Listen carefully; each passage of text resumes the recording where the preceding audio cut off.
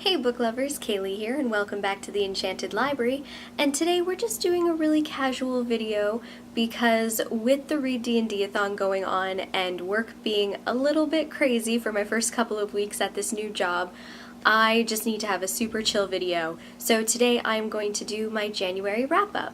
Now I am going to be switching my wrap-ups up a little bit this year because I do a lot of rereads, and I put a poll out on my Twitter asking if you would like to see just new reads or also include rereads in my videos, and it was unanimous. You guys want to see the rereads as well as the new reads, so I'm going to be including that because January was kind of a tough month for me for reading, and I couldn't quite figure out what I was in the mood for, and so I just ended up going to some classic standbys that I know I'll enjoy, and so I have more rereads in January than I do new reads. But without further ado, let's talk about those reads. So the first new book of 2019 that I read was Timeline by Michael Crichton, and this is a book that had been on my wish list to buy and to read for probably about 15 years.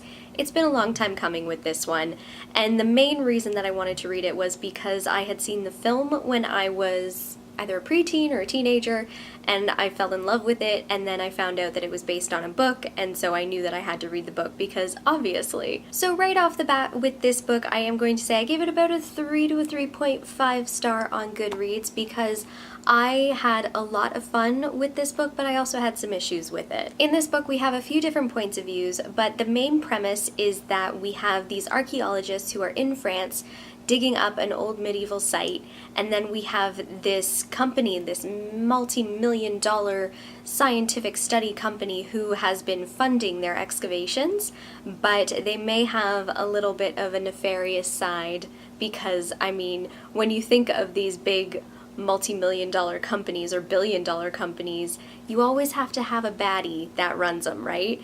And I feel like that is very Michael Crichton because of the whole InGen thing with Jurassic Park and what have you, so I feel like he just really likes that wheelhouse, and it works well for him. But anyway, we have these archaeologists who are at this dig site, like I said, and we have a few different points of views from that side of things. But our main points of views from that side of things are Chris, Kate, and Andre. Chris is a pseudo-son to the professor who runs the dig site. Kate is sort of a badass female character in regards to not being scared of much. She gets the job done, she's smart, and honestly one of my favorite characters from this book, which is odd because I definitely thought that Chris would be one of my favorite characters, but I did have some issues with him. And then we have Andre, who basically does not feel like he fits into the modern time, and by modern time I mean the 90s, because this is just chock full of 90s in it in regards to the tech and everything. But Andre really likes to live in the past, and he just knows so much. Like, he knows how to fight with a broadsword, he knows how to joust, he knows how to speak Old English, so he just really does not fit in modern times. But things really kick off in this story when the professor goes missing. So this group has been talking to him all morning, and then he ends up flying off to visit the home office of this company that has been funding them, but he doesn't return. So while all of these archaeologists are going on their regular digs and doing their regular duties, they kind of realize they haven't heard from the professor for a while, so what exactly is going on? Until a cave-in happens and they discover that there is a piece of paper that is carbon dated to be like hundreds of years old, and it has the professor's writing on it, and it says, "Help me." Everyone's trying to figure out, is this a fake? Is this a joke? Is something really serious happening? And they end up being flown out to this company as well to figure out what exactly is going on, and it turns out this company has a time machine. But it's not really the same kind of time machine that we all know and love, but Crichton does a pretty good job of describing how the science behind it works. And I guess it's less time travel than it is wormhole travel. There are a few aspects of this book that I found very, very interesting. The first, when I began reading it, the points of views from the first couple of chapters I thought were going to be more prominent, but it just shows how much thought that Crichton put into all of his characters, even the minimal ones, which I really really, really appreciated. Like, there's a couple at the start of the book that we get into the minds of, and I would love to have a whole story about them because they clearly have some stuff going on in their lives. But the other part of this book, the way that it was put together that I really enjoyed, was that there's actual graphics in it and there is a countdown.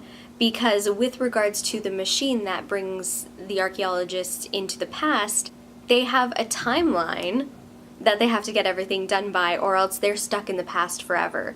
So it really ups the ante in this story when you're reading it, and every few paragraphs you see the countdown slowly going down, and it's just so exhilarating. Like, it really gets your heart going, like, okay, these people, they have to figure something out because they're gonna get stuck in the past and it's just gonna be chaos and But also, when I say that there's graphics, I mean, for example, there's like little maps and things that are included, and it's just very interactive and very educational in the way that this pseudoscience works. So like I said before too, the only character really that I had an issue with was Chris. His arc didn't go quite as well as I think it could, and also there's a couple of things about the characters at the very end of the book that I feel were kind of just meh.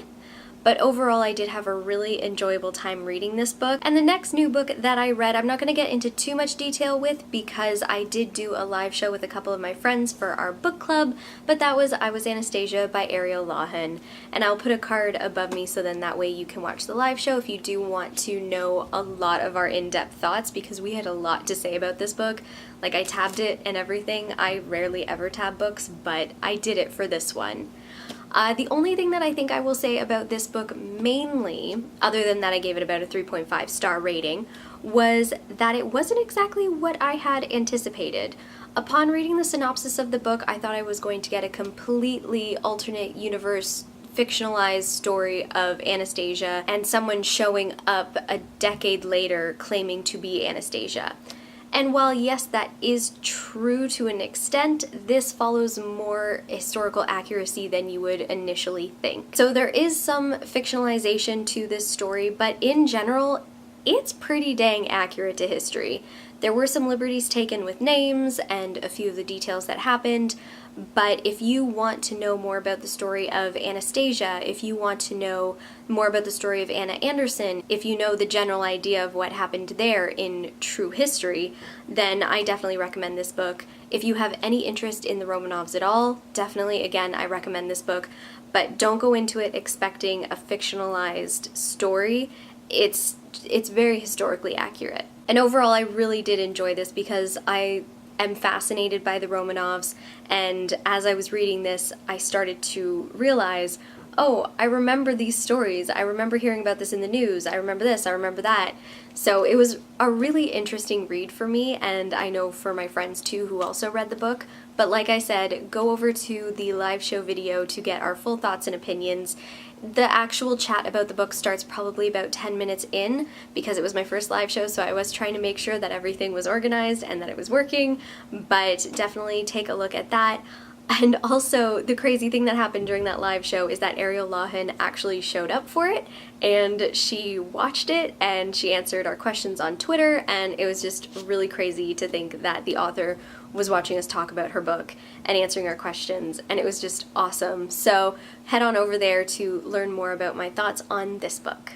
Alright, so those are the two new reads that I read in January, so let's move on to the rereads. I can't remember the order in which I reread these books, but I'm going to start out with the one that I have already talked about on here before, and that is These Rebel Waves by Sarah Rosh.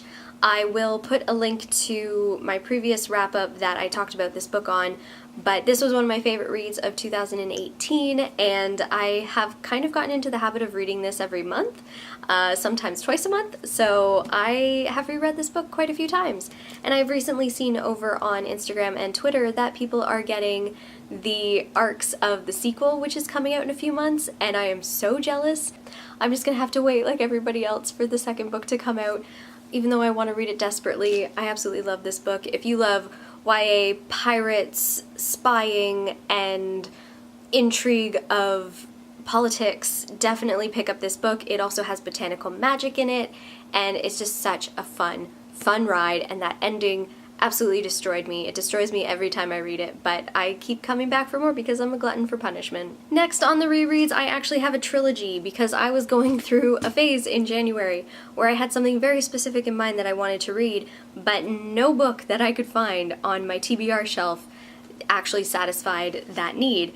And so I ended up going back to a book that wasn't quite what I wanted, but I still really enjoyed it because it's such an awesome series. I feel like more people need to talk about it, but it is the Age of Legends series by Kelly Armstrong, starting with Sea of Shadows, and this is kind of an Asian-inspired fantasy epic adventure kind of story. And it's just full of monsters and creatures and spirits that are going crazy and death and destruction and plots, and it's just, it's such a great series. So in total, I ended up reading Sea of Shadows, Empire of Night, and Forest of Ruin, all by Kelly Armstrong.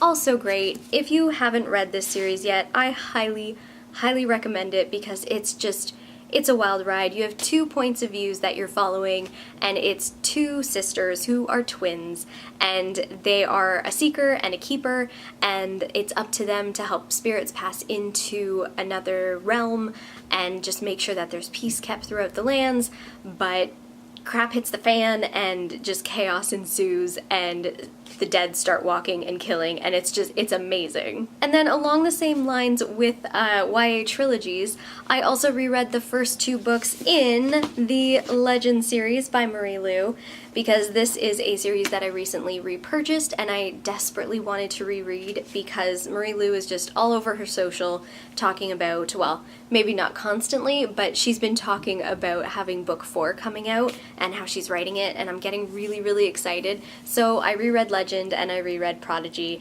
because they're amazing. I do still have to reread Champion, but I will say that some events in Champion happen that I'm not too keen on because it's a trope that I really don't like in TV or in literature, but I still love this series so, so much. It is a YA dystopian story with military corruption and these 2 characters who are just trying to essentially survive and stay alive, and this girl who ends up finding out that there is sort of this plot against her family for reasons that she doesn't quite understand, and she just learns so much, and it's just such a great series. If you have not read it yet, I highly, highly recommend it. Alright, so those are all of the books that I read in January, so new books and rereads. So let me know in the comments down below if you have read any of these books, and if you watched our first book club live show. We are doing live show number 2 on February 24th, where we are going to be reading All the Light We Cannot See by Anthony Doerr and discussing that,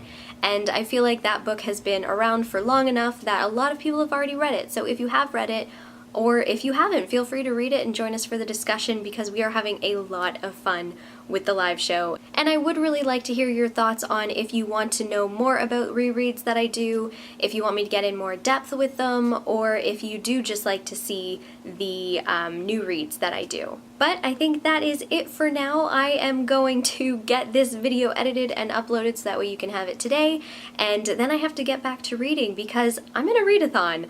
I need to be reading a lot. So I hope that you guys are also participating in the Read D&D-a-thon. If you are not, we are going to be doing campaign number 2 sometime later this year, so stay tuned to the channel to hear more about that as we go, but also expect a vlog from me in the next week or 2 because it's going to take me probably a little bit to edit it, but stay tuned for that as well. So be sure to like this video and subscribe to my channel so that way you do not miss a thing.